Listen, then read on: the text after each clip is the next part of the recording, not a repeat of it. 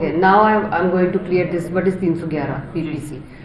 देखिए आपने, क्योंकि हमारी एप्रीहेंशन थी कि सुलह का दबाव, अब वो ये क्वेश्चन मार्क्स हैं कि वेदर दबाव था या नहीं था, और वो चीज़ें भी वेरीफाई होने वाली हैं समटाइम्स किसी के।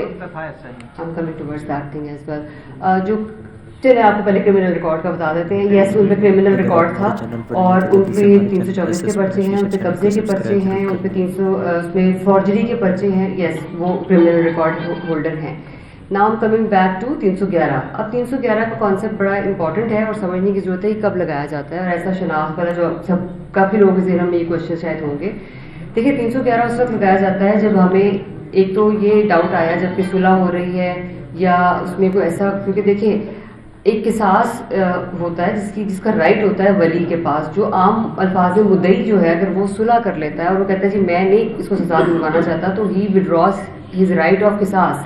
उस सूरत में जब 311 पुलिस लगा देती है तो आप जज की डिस्क्रेशन पे छोड़ देते हैं कि अगर मुद्दई सुलह भी कर लेता है तो it is at the discretion of the court whether court wants to punish that person according to the punishment given in the law.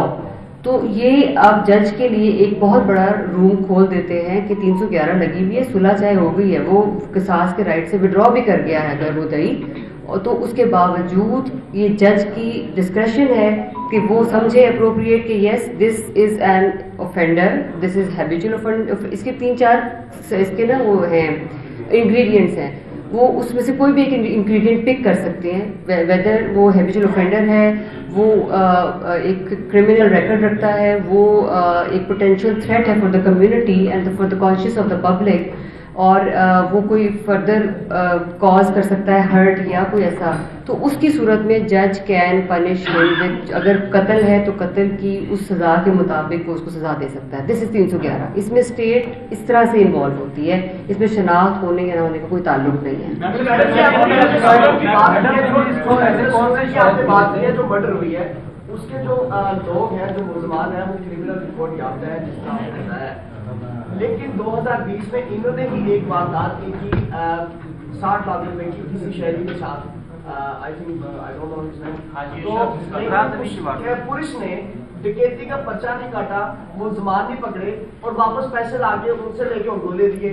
तो क्या आप समझते कि नेग्लिजेंसी है पुलिस की कि उसी मुलजिम ने फाइट किया फिर उसी मेडिकल तलबा को, अगर वो पहले होता तो फिर शायद ये जो है वो नहीं, वो बिल्कुल आप ठीक कह रहे हैं। 2020 की बात कर रहे हैं अब हम डेफिनेटली इसको भी इसको बल्कि चार्ज करेंगे इस केस में। जी आप